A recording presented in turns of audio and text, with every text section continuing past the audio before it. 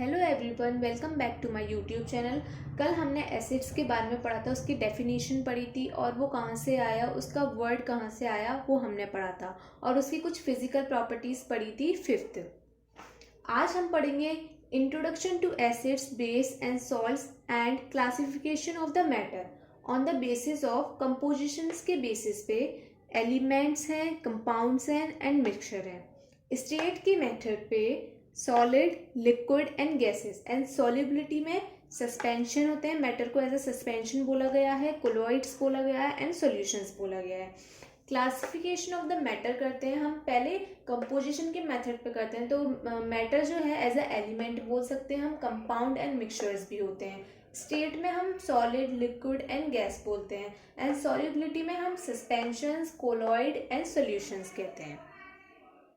Next we come at types of mixture, homogeneous mixture and heterogeneous mixture. Two types के mixture होते हैं। Next is type of compounds, compound कितने types के होते हैं, covalent compound and ionic compound. अब बात करते हैं हम आयोनाइजेबल कंपाउंड। आयोनाइजेबल कंपाउंड क्या होते हैं, ये नाम से ही पता पड़ रहा है। When dissolve in water it dissociates into ions. जब ये वाटर में डिसॉल्व होते हैं तो ये सारे के सारे जो आयंस होते हैं वो डिसोशिएट्स हो जाते हैं। इसके एग्जाम्पल हम क्या ले सकते हैं इसमें, NaCl, HCl, KOH। इनके जो IUPAC नेम होते हैं, it's sodium chloride, hydrogen chloride and potassium hydroxide. तो आयोनाइजेबल कंपाउंड को हम क्या कहेंगे, आयोनाइजेबल कंपाउंड वो होते हैं जो डिसॉल्व होते हैं वाटर में और जितने भी इनके आयन हैं सारे के सारे आयन जो होते हैं वो डिसोशिएट्स हो जाते हैं। एन एग्जाम्पल NaCl हो, HCl हो, KOH and etcetera. What is non ionisable compound? Non ionisable compound कौन? आयोनाइजेबल कंपाउंड जो कि कंप्लीटली डिसॉल्व हो जाते हैं और अपने सारे आयन को डिसोशिएट कर देते हैं। नेक्स्ट आता है non ionisable compound. When dissolve in water it does not dissociate ions. Example glucose, acetone etcetera. जब ये वाटर में डिसॉल्व होते हैं तो ये सारे के सारे इनके जो आयंस होते हैं ये डज नॉट, ये एक इम्पॉर्टेंट वर्ड है कि ये सारे के सारे जो आयंस होते हैं ये डिसोशिएट्स नहीं होते हैं। इनका जो एग्जाम्पल है वो हमारा ग्लूकोज एंड एसीटोन। अब बात करते हैं जो मोस्ट इम्पॉर्टेंट जो एसिड, बेस एंड सॉल्ट्स में चैप्टर्स में बहुत ज़रूरी है, what is Arrhenius theory of acid and base. Arrhenius एक साइंटिस्ट थे, इन्होंने एक थ्योरी दी थी एसिड और बेसिस के ऊपर।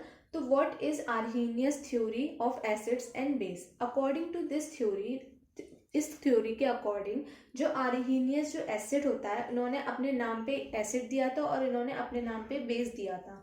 आर्हीनियस एसिड जो होते हैं जब वो डिसॉल्व हो जाते हैं वाटर में तो ये डिसोशिएट होके H प्लस एक्वस आयंस देते हैं या फिर H3O प्लस आयन देते हैं।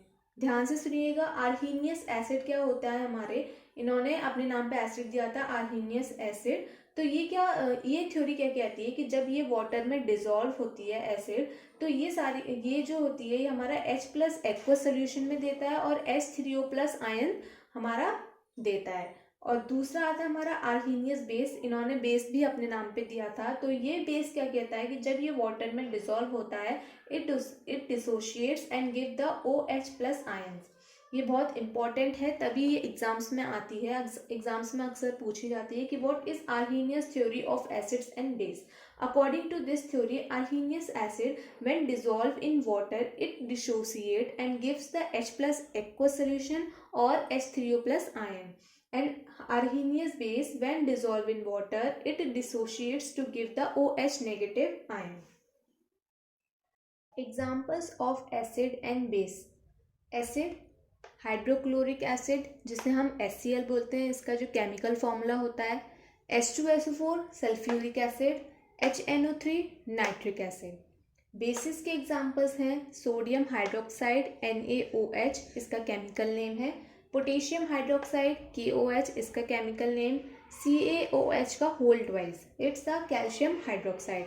ये बहुत इंपॉर्टेंट एग्जाम्पल्स होते हैं, ये एग्जाम्स में पूछे जाते हैं। और सबसे बहुत इंपॉर्टेंट बात कि आपको इसके केमिकल फॉर्मूले याद होने चाहिए। अगर आपको ये वाली नेम दे देंगे तो आपको इसका फॉर्मूला पूछ सकते हैं, अगर आपको फॉर्मूला देते हैं तो आप इसका कॉमन नेम पूछ सकते हैं। तो HCl का जो कॉमन नेम है वो hydrochloric acid, sulphuric acid H2SO4, nitric acid HNO3, sodium hydroxide NaOH, potassium hydroxide KOH and calcium hydroxide CaOH का whole twice. Next is Bronsted-Lowry theory. This is an important theory. A Bronsted acid is an H plus aqueous ion donor. ये donor है जो कि H plus ion को donate कर देता है reactions में. And the Bronsted base is H plus aqueous acceptor ion. Bronsted acid हमारा क्या होता है जो कि H plus ion जो होते हैं उसको डोनेट कर देता है. And Bronsted base is an H plus acceptor ion. ये H plus को एक्सेप्ट करता है. Example is in the reaction में what is in reaction? HCl plus NH3 gives out NH4 plus and Cl negative. तो हमारा जो HCl है, HCl जो है वो हमारा ब्रॉन्स्टेड एसिड है and the chlorine it's a conjugated acids. क्योंकि H प्लस जो है इसने डोनेट कर दिया है NH को, तो हमारा सिर्फ हमारा क्लोरीन नेगेटिव ही निकला है बाहर. और NH3 is Brønsted base and NH4 plus is an conjugated acid. This is what मैं आपको दोबारा बताती हूँ कि ये जो रिएक्शन दे रखी है हमें HCl NH3 gives out NH4 plus ions and chlorine negative aqueous solution. तो इसमें हमारा HCl क्या है? HCl जो है HCl में जो हमारा H है वो निकल के NH4 पे जुड़ गया है, तो हमारा क्लोरीन एज ए नेगेटिव बाहर आया है. तो ये हमारा ब्रॉन्स्टेड एसिड है और ये कॉन्जुगेटेड एसिड है. NH3 जो है NH3 में क्या हुआ है कि H प्लस जो बाहर निकला है वो NH4 में जुड़ गया है, तो ये ब्रॉन्स्टेड बेस हो गया and NH4 plus is an conjugated acid. What is effect on indicators by acids and base? Indicators का क्या इफेक्ट पड़ता है एसिड और बेस पे? इंडिकेटर क्या होता है? सबसे पहले an indicator is a chemical substance which shows a change in its physical properties. Physical properties mainly the color and odor, which is called the smell, when brought in a contact with an acid or base. Indicator एक वो ऐसा chemical substance होता है जो कि physical properties जैसे कि color और odor जो होता है उसको change कर देता है जब वो acid और base के contact में आता है. सबसे पहले indicator हम use करते हैं लिटमस पेपर. न्यूट्रल सोल्यूशन में जो लिटमस पेपर होता है वो पर्पल कलर देता है, एसिडिक सॉल्यूशंस में रेड कलर देता है एंड बेसिक सॉल्यूशंस में ब्लू कलर देता है. लिटमस की बात कर ली कि लिटमस पेपर में हमें कौन सा सॉल्यूशन जो होता है वो हमारा कौन सा कलर देता है. Next is methyl orange. Methyl orange में जो न्यूट्रल सोल्यूशन होता है उस पर जो कलर आता है वो हमारा ऑरेंज, एसिडिक सॉल्यूशन पे रेड कलर आता है एंड द बेसिक सॉल्यूशन पे येलो कलर.